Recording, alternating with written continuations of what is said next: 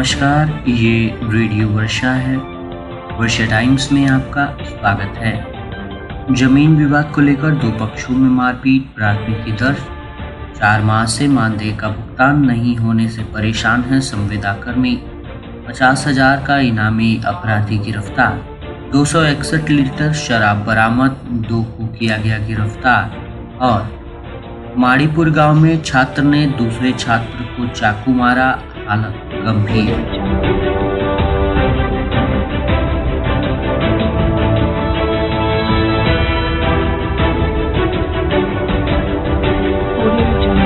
वर्षा times के साथ मैं नवनीत। वर्षा टाइम्स विस्तार से। फुलवरिया संवाददाता के अनुसार श्रीपुर थाने के गिरधा प्रसाद हवाई टोला गांव में जमीन विवाद को लेकर दो पक्षों में मारपीट की प्राथमिकी थाने में दर्ज कराई गई है। दोनों पक्षों ने अलग अलग प्राथमिकी दर्ज कराई है, जिसमें कुल 15 को नामजद किया गया है। प्रथम पक्ष के गुलाम अली की पत्नी जुबैदा खातून ने आरोप लगाया है कि बुधवार को लाठी डंडों से लैस हमलावरों ने मेरे नवनिर्मित मकान का छज्जा तोड़ने लगे, जिसका विरोध करने पर मेरे साथ मारपीट करते हुए मेरे गले से 40,000 रुपए की लॉकेट छीन ले गए। घायल अवस्था में मेरे परिजनों ने इलाके के रेफरल अस्पताल फुलवरिया में भर्ती कराया। घटना में उसने अपने ही पड़ोसियों को आरोपी बनाया है। वहीं दूसरे पक्ष की हामिद राय की पत्नी सितारा खातून ने आरोप लगाया है कि मेरे हिस्से की जमीन में निर्माण कराया जा रहा था, मकान का छत ढलाई कराई जा रही थी, जिसका विरोध करते हुए गुलाम राय की पत्नी जुबैदा खातून, पुत्र सैफ अली, पुत्री रीमा सहित परिवार के सभी लोग लाठी डंडे से लैस होकर मारने लगे। जहां हल्ला सुनकर आसपास के लोग दौड़कर आए। इसके बाद झगड़ा शांत हुआ। थाना अध्यक्ष पप्पू कुमार ने बताया है कि दोनों तरफ से दर्ज कराए गए प्राथमिकी के आधार पर मामले की छानबीन की जा रही है। मांझागढ़ संवाददाता सुधीर श्रीवास्तव के अनुसार जिले के मांझागढ़ प्रखंड अंतर्गत मांझा सामुदायिक स्वास्थ्य केंद्र में करीब 3 दर्जन एनएचएम संविदा कर्मी कार्यरत हैं तथा करीब आधा दर्जन वैक्सीन कोरियर कर्मी कार्यरत हैं, जिनको अप्रैल 2024 से जुलाई 2024 तक 4 माह के मानदेय का भुगतान अभी तक नहीं हुआ है, जिससे परेशानी हो रही है। सरकार के द्वारा 4 माह से मानदेय का भुगतान नहीं किया जा रहा, जिसके कारण संविदा कर्मी भूखमरी के कगार पर पहुंच गए हैं। भले ही कार्य सरकार का करते हैं, परंतु कार्य करने के बदले मिलने वाले मानदेय का भुगतान सरकार के द्वारा समय से करने की व्यवस्था नहीं रहने की वजह से तथा 4-4 माह मानदेय रोक कर रखने के कारण उन्हें काफी परेशानियों का सामना करना पड़ रहा है। इस संबंध में संविदा स्वास्थ्य कर्मियों का कहना है कि सबसे ज्यादा परेशानी वैक्सीन कोरियर कर्मियों की है। कार्य सरकार का करते हैं, परंतु सरकार के द्वारा इन श्रमिकों की श्रमिक मजदूरी बंधुआ मजदूर की जैसी है। ठीके के तौर पर भुगतान की जाती है। प्रतिदिन एक वैक्सीन कैरियर सामुदायिक केंद्र से करीब 7 किलोमीटर दूर आंगनबाड़ी केंद्र पर सुबह से पहुंचाने और शाम को टीकाकरण रिपोर्ट के साथ स्वास्थ्य केंद्र पर लाने के बदले श्रमिक मजदूरी के रूप में 90 रुपए दिए जाते हैं। एक वैक्सीन कोरियर कर्मी को 2 वैक्सीन कोरियर दिया जाता है। सप्ताह में 4 दिन टीकाकरण का कार्य चलता है। इस हिसाब से एक वैक्सीन कोरियर कर्मी को माह में 3,000 से 4,000 रुपए मिलते हैं, वो भी प्रत्येक माह भुगतान न कर 4-4 माह तक भुगतान रोके जाने से उन्हें काफी परेशानियों का सामना करना पड़ रहा है। बैकुंठपुर संवाददाता के अनुसार प्रखंड मुख्यालय स्थित सभा भवन में आवास सहायकों की एक बैठक संपन्न हुई। बैठक में प्रखंड विकास पदाधिकारी नंद किशोर शाह ने प्रखंड में लंबित प्रधानमंत्री आवास को 31 अगस्त से पहले पूर्ण कराने का निर्देश दिया। उन्होंने कहा है कि 31 अगस्त बीतने के बाद भी यदि लाभुक आवास पूर्ण नहीं करते हैं, उनके विरुद्ध विभागीय स्तर से कार्यवाही सुनिश्चित की जाएगी। इस आशय की जानकारी प्रखंड पर्यवेक्षक फिरोज रजा ने दी। गोपालगंज में रेडियो एक्टिव पदार्थ कैलिफोर्नियम को बरामद किया गया है। इसके साथ ही 3 तस्करों को भी गिरफ्तार कर लिया गया है। बताया जा रहा है कि 50 ग्राम कैलिफोर्नियम की तस्करी की जा रही थी, जबकि इसकी अनुमानित कीमत 850 करोड़ रुपए बताई जा रही है। बता दें कि न्यूक्लियर पावर के उत्पादन और ब्रेन कैंसर के इलाज में इसका अधिकतर प्रयोग किया जाता है। एसपी श्री स्वर्ण प्रभात ने इसकी जानकारी दी। साथ ही उन्होंने बताया है कि कुचायकोट पुलिस ने वाहन जांच के दौरान ये कार्रवाई करने में सफलता हासिल की है। सदर प्रखंड के मशान थाना गांव स्थित नाग बाबा मंदिर में आज नाग पंचमी के अवसर पर अखंड अष्टजाम का पूर्णाहुति तथा सांस्कृतिक कार्यक्रम और मेले का आयोजन किया गया। यहाँ हर साल नाग पंचमी के दिन नाग बाबा की प्रतिमा पर दूध लावा का प्रसाद श्रद्धालु भक्तजन चढ़ाते हैं।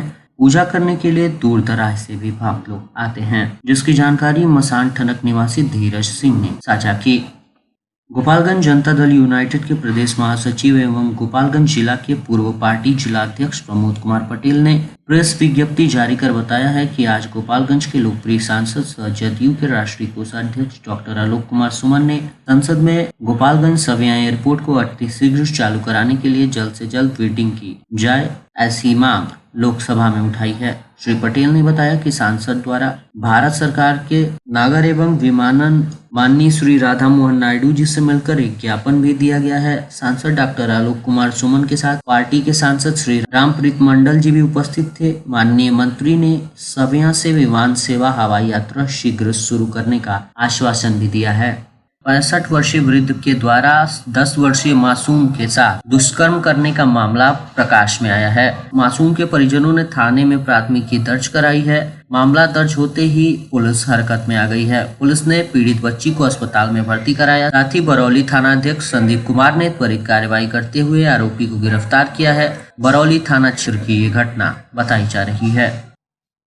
गोपालगंज नगर थाना कांड संख्या 57/24 दिनांक 19/1/2024 धारा 224 भारतीय दंड विधि में वांछित अभियुक्त एवं 50,000 का इनामी अपराधी संजय कुमार सिंह उर्फ बनरी पिता राम बड़ाई सिंह एकडेरवा थाना नगर को नगर थाना गोपालगंज द्वारा जमुई पुलिस के सहयोग से जमुई जिला अंतर्गत सहोजना चौक कर्पूरी स्थान झांझा से गिरफ्तार किया गया है।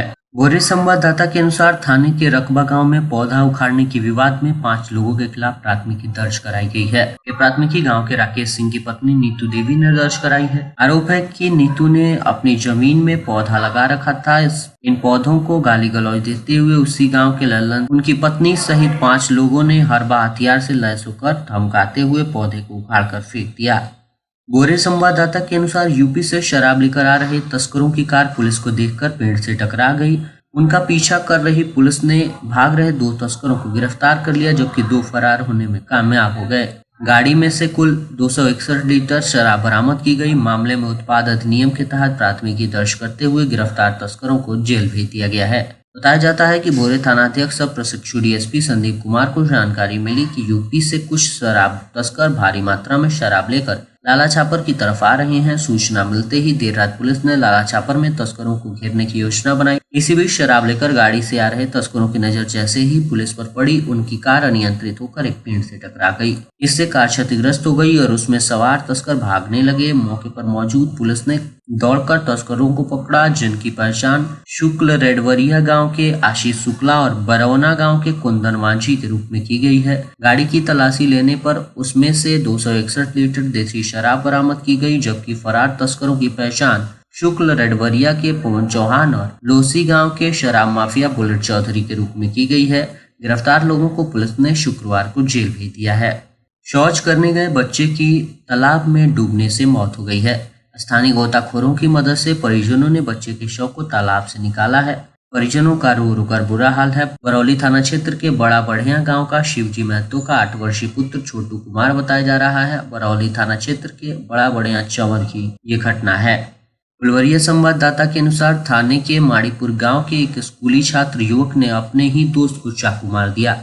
घटना गुरुवार की देर शाम की बताई जा रही है। घायल स्कूली छात्र युवक को स्थानीय रेफरल अस्पताल फुलवरिया में इलाज के लिए भर्ती कराया, जहां प्राथमिक उपचार के बाद स्थिति नाजुक देख डॉक्टरों ने बेहतर इलाज के लिए सदर अस्पताल गोपालगंज रेफर कर दिया। वहीं परिजन गंभीर रूप से घायल छात्र को सिवान स्थित एक निजी इलाज के लिए भर्ती कराया गया है, जहाँ डॉक्टरों ने गोरखपुर मेडिकल कॉलेज हॉस्पिटल के लिए रेफर कर दिया। घायल स्कूली छात्र माड़ीपुर गांव के हरिकृष्ण शाह का लड़का मृत्युंजय कुमार है, जिसका इलाज चल रहा है। थानाध्यक्ष कैप्टन शहनवाज ने बताया है कि घटना के संदर्भ में घायल स्कूली छात्र व परिजनों द्वारा किसी तरह की लिखित शिकायत नहीं दी गई है। शिकायत मिलते ही कानूनी कार्रवाई की जाएगी। बैकुंठपुर प्रखंड के सिंहासनी धाम में पूजा करने आए सीवान के युवक की सड़क दुर्घटना में मौत हो गई है। मृतक सीवान जिले के बसंतपुर थाना क्षेत्र के शहरिया गाँव निवासी मंटू कुमार बताया गया। बैकुंठपुर थाना अध्यक्ष राजीव रंजन कुमार सिंह ने बताया है कि धर्मबारी के समीप 2 बाइकों की टक्कर में एक बाइक सवार की घटनास्थल मौत हो गई है, जबकि दूसरा व्यक्ति घायल अवस्था में है। घटनास्थल पर लोगों की भीड़ इकट्ठा हुई। शुक्रवार होने की वजह से सिंहासनी धाम जाने वाले लोगों की लंबी कतार लगी थी। वहीं लोग पहचान करने में जुट गए थे। हालांकि कुछ समय के लिए अफरा तफरी में मची। पुलिस ने शव को कब्जे में लेकर पोस्टमार्टम के लिए सदर अस्पताल भेजा। घटना की सूचना पर पहुंचे परिजनों ने शव को लेकर सीवान चले गए। घटना के बाद पुलिस ने बाइक को जब्त कर लिया है और चालक को हिरासत में लेकर आगे की कार्यवाही में जुट गई है। अंत में सुर्खियां एक बार फिर। जमीनी विवाद को लेकर दो पक्षों में मारपीट, प्राथमिकी दर्ज। 4 माह से मानदेय का भुगतान नहीं होने से परेशान है संविदा कर्मी। 50,000 का इनामी अपराधी गिरफ्तार। 261 लीटर शराब बरामद, 2 गिरफ्तार। और माणीपुर गांव में छात्र ने दूसरे को मारा चाकू, हालत गंभीर। वर्षा टाइम्स का ये अंक यहीं समाप्त हुआ। नमस्कार।